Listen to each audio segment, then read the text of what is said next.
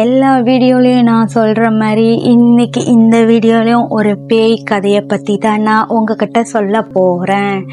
இந்த வீடியோவில் நான் சொல்ல போகிறது ஒரு பொம்மையை பற்றி. இது சாதாரண பொம்மை கிடையாது. 100 வருஷம் ஆகியும் கூட அதாவது இந்த கதை நடந்ததில்லை, நடந்து 100 வருஷம் மேலேயே ஆகிருச்சு. ஜப்பானில் நடந்ததா சொல்கிற ஒரு கதை தான். இந்த கதையில் ஹைலைட்டே என்னன்னா, ஒரு மனுஷாளுக்கு பேய் பிடிச்சி தானே நம்ம பார்த்துருப்போம், கேள்விப்பட்டிருப்போம். இது ஒரு பொம்மைக்கு பேய் பிடிச்சிருக்கு. அதாவது 1 வருஷம் 2 வருஷம் இல்லை, 100 வருஷம் மேலே ஆகியும் இன்னமும் அந்த பொம்மைக்குள்ள அந்த பேய் வாழ்ந்துட்டு இருக்கிறத ஜப்பான் நாட்டு மக்கள் இப்போ வரைக்கும் நம்பிக்கிட்டு தான் இருக்காங்க. அது மட்டும் இல்லை, அந்த பொம்மையோட முடி இருக்கு இல்லையா, அது இப்போ வரைக்கும் வளர்ந்துட்டு தான் இருக்கு. என்னடா இது, பொம்மைக்கு பேய் பிடிச்சிருக்கு, ஓகே, கொஞ்சம் நம்புற மாதிரி இல்லைனாலும் நம்பலாம் இல்லையா? அது எப்படி பொம்மைக்கு முடி வளரும்? ரொம்பவே வித்தியாசமா இருக்குல்ல. இந்த கதையை பத்தி தான் இன்னைக்கு வீடியோல முழுசா நான் உங்கள்கிட்ட சொல்ல போறேன். வாங்க வீடியோக்குள்ள போலாம்.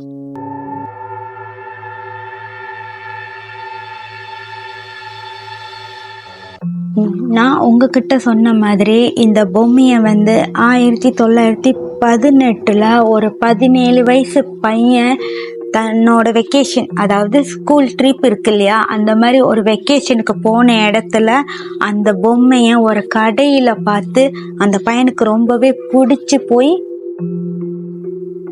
இப்போதான் அந்த மோட்டர்லாம் ரொம்ப டிஸ்டர்ப் பண்ணுது. ஐயோ, எப்போ நான் வீடியோ செய்கிறேன்னா அப்போ தான் இந்த மோட்டருக்காரங்களாம் வருவாங்க. என்ன சொல்லிட்டு இருந்தேன்? 1918 ஒரு 17 வயசு பையன் தன்னோட 2 வயசு தங்கச்சிக்காக வெக்கேஷன், அதாவது ஸ்கூல் ட்ரிப் இருக்கு இல்லையா, வெக்கேஷன், அதுக்காக போனப்போ அந்த பையன் அந்த பொம்மையை பார்த்து ரொம்பவே அழகா இருக்கு, இதை நம்ம தங்கச்சிக்கு வாங்கிட்டு போகலான்னு அந்த பொம்மையை பார்த்த உடனே அந்த பையன் வாங்குறான். அந்த பொம்மை பார்க்கறதுக்கு எப்படி இருக்கும்னா, அந்த பொம்மை 40 சென்டிமீட்டர் ஒசரம் தான் இருக்குன்னு சொல்லியிருக்காங்க. அது ஒரு ஜப்பான் கலாச்சாரம் படி, பாரம்பரியம் படி ட்ரெஸ் போட்டிருக்கோம். அந்த பொம்மைக்கு முடி இவ்வளவுதான் இருக்கும். அதாவது இந்த பாப் கட் சொல்லுவாங்களே, அந்த காது வரைக்கும், அது வரைக்கும் தான் அந்த பொம்மைக்கு முடியே இருந்திருக்கு. அதோட கண்ணு அப்படியே கண்ணங்கரேன்னு கருப்பா முட்டை கண்ணு மாதிரி இருந்திருக்கு. அதோட ட்ரெஸ் கூட ஜப்பான்ல பாரம்பரியமா போடுவாங்க இல்லையா, அப்படியே அந்த கையெல்லாம் அப்படி இப்படி விட்டுக்கிட்டுலாம் இருப்பாங்க இல்லையா. நான் போட்டோ அந்த பொம்மையோட காட்டுறேன், நீங்க பாருங்க. இப்படிதான் இருக்கும் அந்த பொம்மை பாக்குறதுக்கு. அந்த பொம்மையை வாங்கின அந்த 17 வயசு பையன் தன்னோட வீட்டுக்கு வந்தோடனே தன்னோட தங்கச்சி, அந்த 2 வயசு பொண்ணு இருக்கா இல்லையா, அவளோட பேரு நான் சொல்லல, அவளோட பேரு தான் ஒக்கேகு. அந்த ஒக்கேகு பேர் நான் சரியா சொல்றேன்னு தெரியல, சாலாவா இருந்தா சாரி. அந்த ஒக்கேகுன்னு இருக்கா இல்லையா, அந்த 2 வயசு பொண்ணு, அந்த பையனோட தங்கச்சி, அவளுக்கு அவன் வாங்கிட்டு அந்த பொம்மையை அந்த பையன் கொடுக்குறான். அந்த பொம்மையை பார்த்தோன்னே அந்த ஒக்கேகு அந்த பொண்ணுக்கு ரொம்பவே பிடிச்சி போகுது. அந்த பொம்மையை ஒக்கேகுட்ட தன்னோட அண்ணன் அந்த பொம்மையை கொடுத்ததுக்கு அப்புறம் அவ எங்க போனாலும் அந்த பொம்மையோட தான் இருக்க ஆரம்பிச்சா.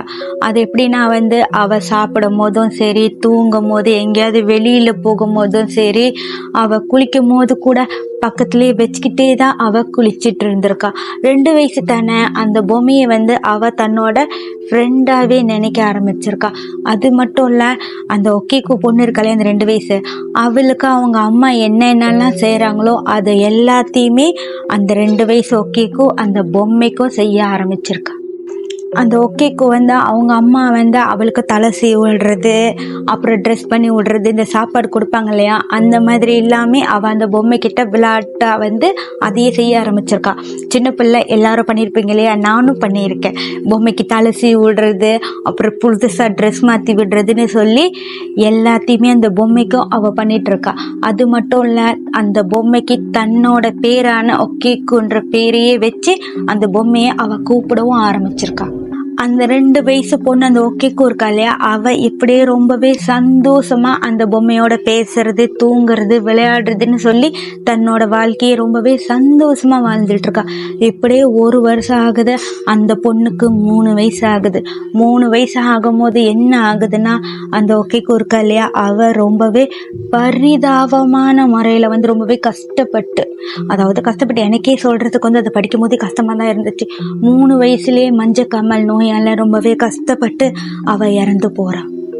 ஒகேக்கோ இறந்து போற அந்த கடைசி நிமிஷம் வரைக்கும் அவ கையில தான் அந்த பொம்மை இருந்திருக்கு. அந்த பொம்மைய இருக்குனாப்புல பிடிச்ச மாதிரியே தான் அவ இறந்தும் போயிருக்கா. ஒகேக்கோட இறப்ப அவ குடும்பத்தினால தாங்கிக்கவே முடியல. அவ இறந்து போற அந்த கடைசி நிமிஷம் வரைக்கும் அந்த பொம்மைய தான் கையிலேயே வச்சுட்டு தானே அவ உயிர் போகுச்சு. அது மட்டும் இல்ல, அவ உயிர் அருந்தப்பையும் அந்த பொம்மையை விட்டு அவ பிரியவேல. என்ன பண்ணாலும் அந்த பொம்மை கூடயே தான் வச்சிட்டு இருந்தா. அவ என்ன பண்ணாலும் அந்த பொம்மையை தான் கூடயே வச்சிட்டு இருந்தா. அதனாலேயே அவளோட குடும்பம் வந்து என்ன பண்ணிருக்காங்கன்னா, அந்த பொம்மை கடைசி மூச்சு இருக்கிற வரைக்கும் அவ கையிலே தான் இருந்தது. அவ இறந்ததுக்கு அப்புறமும் அந்த பொம்மையை வந்து அவகிட்ட இருந்து நம்ம எடுக்க வேணாம், அவ கூடயே சேர்த்து அந்த பொம்மையை அடக்கம் பண்ணிடுவோன்ட்டு அவளுக்கான எல்லா இறுதி சடங்கையும் முடிச்சுட்டு அந்த பொம்மையை கொண்டு போய் அடக்கம் பண்ணும் போது அங்க இருந்தவங்க அப்போ வந்து ஒத்துக்கல. பொம்மையை இந்த பொண்ணோட சேர்த்து அடக்கம் பண்ண முடியாதுன்னு சொல்லி அந்த பொம்மையை அவகிட்டேருந்து எடுத்துட்டு அவளை மட்டும் தனியா தான் அடக்கம் பண்ணியிருக்காங்க. இறந்து போன ஒகேகோ கிட்ட இருந்து எடுத்துட்டு வந்த அந்த பொம்மைய அவளோட ஞாபகமா இருக்கட்டும்னு அவளோட ஃபேமிலி அவ வாழ்ந்து இறந்து போன அந்த வீட்டிலே ஒரு ஓரத்துல அந்த பொம்மையும் வைக்கிறாங்க. அப்படி அந்த வீட்டுல அந்த குடும்பத்தினால கொண்டு வந்து வைக்கப்பட்ட அந்த பொம்மையால தான் 100 வருஷத்துக்கு மேல ஆகியும் இப்போ இன்னைக்கு இந்த வீடியோ பார்த்துட்டு இருக்கிற உங்ககிட்ட அன்னைக்கு நடந்த அந்த கதையை பத்தி நான் சொல்லுவேன்னு அப்போ அவங்களுக்கு தெரிஞ்சிருக்காது. அப்படி கொண்டு வந்து வைக்கப்பட்ட அந்த பொம்மைய கொஞ்ச நாள் வந்து அவங்க வந்து பார்க்கவோ இல்லை, சரியா வந்து லாயன் பண்ணவே இல்லை, கண்டுக்கவே இல்லை. ஒரு அந்த வீட்டுல ஓரத்துல பொம்மை இருக்கலையே அதை அவங்க வந்து நல்லா ஃபோக்கஸ் பண்ணல.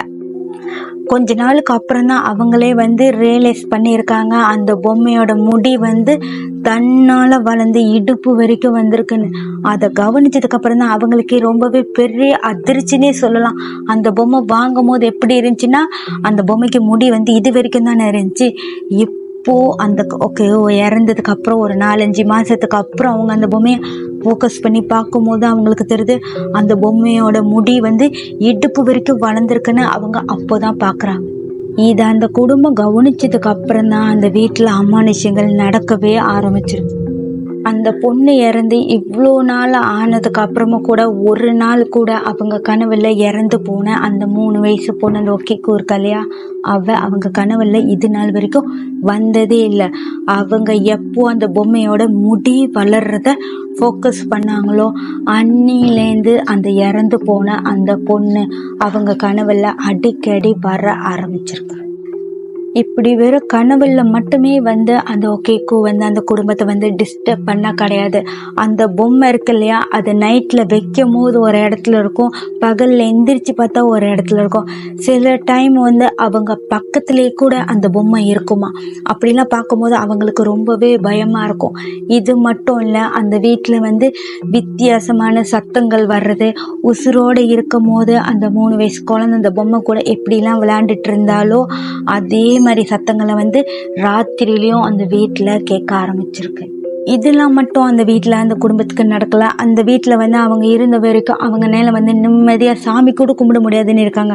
அவங்க கல்ச்சர் படி அவங்க வந்து சாமி கும்பிட்டு சில விளக்குகள் ஏத்துவாங்களாம். அந்த விளக்குகள் வந்து அந்த வீட்டுல எப்போ ஏத்துனாலும் ரொம்பவே அமானுஷ்யமான முறையில தன்னால அந்த விளக்கெல்லாம் வந்து அணைஞ்சு போகுமா. அது மட்டும் இல்ல, அவங்க எத்தனை தடவை அந்த விளக்கு ஏற்றி வச்சாலும் அத்தனை தடவையும் அந்த விளக்கு வந்து அணைஞ்சுதான் போகுமா.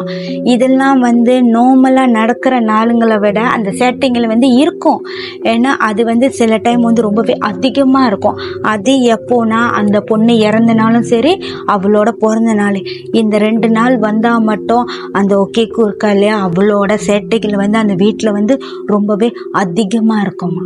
இப்படியே விட்டா இது சரி வராது, நம்ம இதுக்கு ஒரு முடிவு பண்ணணும்ட்டு அந்த ஒகேகோ ஃபேமிலி இருக்காங்க இல்லையா, அவங்க அந்த ஊர்லயே இருக்கிற ஒரு கோவில்ல போய் ஒரு மத குருவை பார்த்து தான் வீட்டுல நடக்கிற எல்லா சம்பவங்களை பத்தியும் அந்த கோவில்ல அவர்கிட்ட சொல்லியிருக்காங்க. இவங்க சொன்னதெல்லாம் கேட்டதுக்கு அப்புறம் அந்த மத குரு என்ன சொல்லியிருக்காருன்னா, உங்க வீட்டுல வாழ்ந்துட்டு இருக்கிறது வேற யாரும் இல்லை. அதாவது அவங்க சொன்ன அந்த அமானுஷ்யமான கதைகள் எல்லாத்தையும் கேட்டதுக்கு அப்புறம் அவர் சொல்லியிருக்காரு, ஆமா உண்மைதான், உங்க வீட்டுல இறந்து போன ஒரு பொண்ணோட ஆன்மா வாழ்ந்துட்டு தான் இருக்குன்னு அந்த மத குரு அவங்கள்ட்ட சொல்லியிருக்காரு. அப்படி வாழ்ந்துட்டு இருக்கிற அந்த ஆன்மா வந்து வேற யாரும் இல்லை, உங்களோட பொண்ணோட ஆன்மா தான். அது இறந்து போனாலே அந்த 3 வயசு பொண்ணு ஒகேகோ, அவ தான் ஆன்மாவா உங்க குடும்பத்துல இன்னமும் வாழ்ந்துட்டு இருக்கா. உங்க வீட்டுல அவள் வேற எங்கேயுமே இல்லை, இப்போதான் இந்த ஃபோன்லாம் வரும். ஐயோ என்ன சொல்லிட்டு இருந்தேன்? உங்க வீட்டில் அவள் வேற எங்கேயுமே இல்லை, அவளுக்கு ரொம்பவே பிடிச்ச அந்த பொம்மை இருக்கு இல்லையா, அந்த பொம்மைக்குள்ள தான் இன்னமும் அவள் வாழ்ந்துட்டு இருக்கான்னு அந்த மதகுரு அவங்க குடும்பத்துக்கிட்ட சொல்லியிருக்காரு. இதை கேட்டதுக்கு அப்புறம் அந்த பேயை ஓட்டணும்னு அவங்க குடும்பத்துக்கு எந்த ஒரு எண்ணமே வரல. தன்னோட இறந்து போன பொண்ணு தானே, அவள் இருந்துட்டு போட்டோன்னு சொல்லி அவளோடைய அவங்க வாழ ஆரம்பிச்சிருக்காங்க. இப்படியே பல வருஷமா அதே வீட்டில் தான் அவங்க வாழ்ந்துட்டு இருந்திருக்காங்க. அவளை புதைச்ச அந்த கல்லறை இருக்கு இல்லையா, அதுவும் ரொம்ப தூரத்துல இல்லை, அவங்க வீட்டுக்கு பக்கத்துலேயே தான் இருக்கு. இப்படி வீட்டுக்கு பக்கத்துலேயே புதைச்சதுனால தான் நம்ம பொண்ணு நம்ம கூடயே இருக்கான்னு சொல்லி அவங்களும் பல வருஷமா அந்த வீட்டிலேயே அவளோட ஆன்மா கூடயே வாழ்ந்துட்டு தான் இருக்காங்க. இப்படியே பல வருஷமா அவங்க அதே வீட்டில் வாழ்ந்துட்டு இருக்காங்க இல்லையா. அவங்க பையனும் வளர்ந்து பெரியவன் ஆயிட்டான். ஒரு கட்டத்துக்கு மேலே அந்த வீட்டை விட்டு பீண்டாகி போய் வேற ஒரு இடத்துக்கு போகணுன்ற நிலைமை அவங்களுக்கு வருது. அந்த பேயினால அவங்க போல அவங்க அந்த இடத்த விட்டு அவங்களோட வாழ்க்கையை அடுத்த கட்டத்துக்கு கொண்டு போகிறன்றதுக்காக அந்த வீட்டை விட்டு அவங்க பீண்டா பண்ண முடிவு பண்ணுறாங்க. அப்படி போகும்போது இந்த பொம்மையை அவங்களோட எடுத்துகிட்டு போக அவங்க விருப்பப்படலை. அவங்க என்ன பண்ணியிருக்காங்கன்னா, அந்த பொம்மையை பற்றி போய் ஒரு மதகுரு கிட்ட கேட்டாங்க இல்லையா, அந்த கோவில் அங்கே கொண்டு போய் சொல்லி இந்த மாதிரி நாங்கள் இந்த இடத்த விட்டு போகிறோம், இந்த பொம்மையை எங்கள் கூட எடுத்துகிட்டு போவோம், எங்களுக்கு மனசு இல்லை, அவளை அங்கே தானே புதைச்சிருக்கோம், அவள் ஆன்மா இங்கேயே இருக்கட்டும்னு சொல்லி அந்த கோவில்லையே அந்த பொம்மையை ஒப்படைக்கிறாங்க.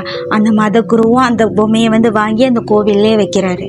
அப்படி அந்த கோயிலில் வைக்கப்பட்ட அந்த பொம்மையோட முடி இருக்கு இல்லையா, இவங்க வளருதுன்னு சொன்னாங்க இல்லையா, அவங்க அந்த மதகுரு அந்த கோயிலில் சேர்ந்தவங்க என்ன பண்ணியிருக்காங்கன்னா, அந்த பொம்மையோட முடியை வெட்டி டிஎன்ஏக்கு அனுப்பியிருக்காங்க. அப்போவே இது ஒரிஜினலாக முடிதானா இல்லை ஒரு பொம்மையோட முடி நம்மக்கிட்ட போய் சொல்லியிருக்காங்களான்னு தெரிஞ்சுக்கணுன்றதுக்காக அவங்க அந்த முடியை வெட்டி ஆராய்ச்சி பண்ண அனுப்பியிருக்காங்க. வந்த ரிசல்ட்டை பார்த்து எல்லாத்துக்குமே ரொம்பவே அதிர்ச்சி கலந்து ஆச்சரியன்னே சொல்லலாம்.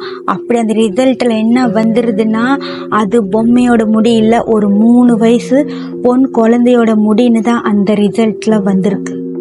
இன்னமும் ஜப்பானில் குறிப்பிட்ட அந்த கோவிலோட பேர் எனக்கு சரியா தெரில, நான் மறந்துட்டேன். அந்த கோவிலில் தான் அந்த பொம்மை இன்னமும் இருக்குது. நீங்கள் கூகுள் பண்ணி பார்க்கலாம். ஓகே, ஹிஸ்ட்ரி இல்லைனா ஸ்டோரின்னு நீங்கள் தட்டுனீங்கன்னா அந்த பொம்மையை பற்றி ஃபுல் டீட்டெயில் வரும். அந்த பொம்மை எந்த கோவிலில் எந்த இடத்துல இருக்குன்னு கூட நீங்கள் தெரிஞ்சுக்கலாம். நான் பார்த்தேன், நான் மறந்துட்டேன், இல்லைன்னா நான் உங்கள்கிட்ட சொல்லியிருப்பேன். இப்போ வரைக்கும் என்னோட இந்த வீடியோவை நீங்கள் பார்த்துட்டு இருந்தீங்கன்னா மறக்காமல் ஃபாலோ பண்ணிடுங்க. அப்போ தான் நான் அடுத்து போடுற வீடியோ உங்களுக்கு உடனே வரும். இதே மாதிரி நான் இன்னொரு வீடியோ வளர்றேன். இதே மாதிரி நான் ஏதாவது கதையை பற்றி உங்ககிட்ட பேசணும்னு நீங்கள் நினச்சிங்கன்னா அதை தாராளமாக என்கிட்ட சொல்லலாம். என்னோட இன்ஸ்டாகிராம் ஐடி நான் கீழே கொடுக்குறேன், அதில் நீங்கள் என்கிட்ட சொல்லலாம். ஏதாவது கேட்கணுன்னா கூட கேட்கலாம். என்னால் முடிஞ்ச அளவுக்கு நான் உங்களுக்கு ரிப்ளை பண்ணுறேன். இதே மாதிரி அடுத்த வீடியோவில் உங்களை பார்க்குற வரைக்கும்